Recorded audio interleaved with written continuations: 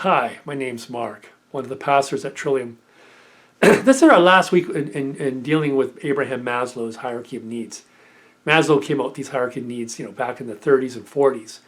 And it's a simple little pyramid triangle, and human needs are divided into 5 categories: physiological, bodily needs, safety needs, belonging needs, what he calls esteem needs, which I interpret as identity needs. What am I? Who am I? What am I doing here? And finally, transcendent needs, that connection with something bigger than ourselves.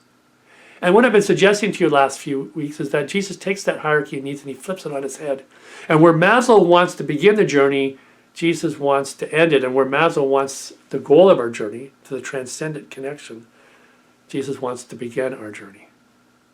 And I think the perfect story of this, about the priority of needs in Jesus' understanding, is found in the story of the feeding of the 5,000. You see, Jesus had sent the disciples out on a mission trip, in a sense. They've gone around and they've been attending to bodily needs in people, practical needs. And they come back and they're exhausted by it. They're excited, but they're exhausted. So Jesus says, how about we just have a little holiday together?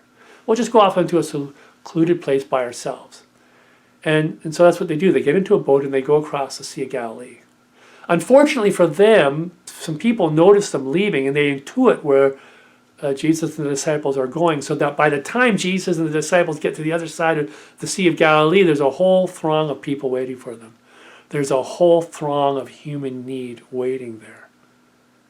It's worth asking ourselves, what are a large group of people doing out in nowhere land, waiting for Jesus and the disciples? And we're talking about people who are basically subsistence farmers. They're eking out a basic bodily need, physiological needs on the farm. They're people struggling at the very edge of physical existence.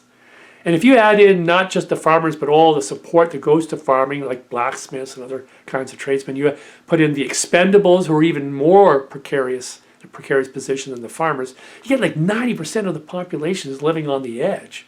These are people struggling day in and day out with their basic physiological needs. According to Maslow, they shouldn't have any needs beyond those. And yet they must have, because they're not out in the desert trying to get their body satisfied.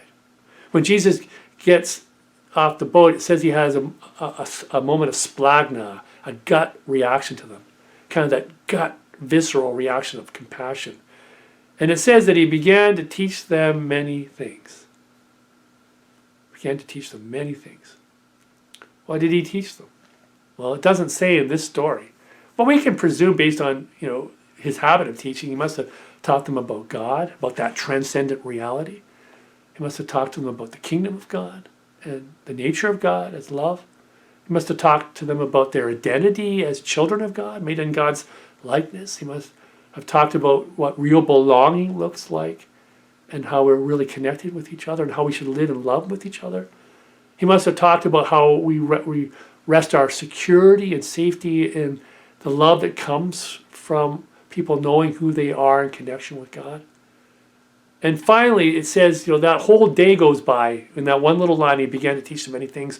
And the next thing that's said is that at the end of the day, the disciples come to Jesus and they they actually order him to send the crowd away to find something to eat.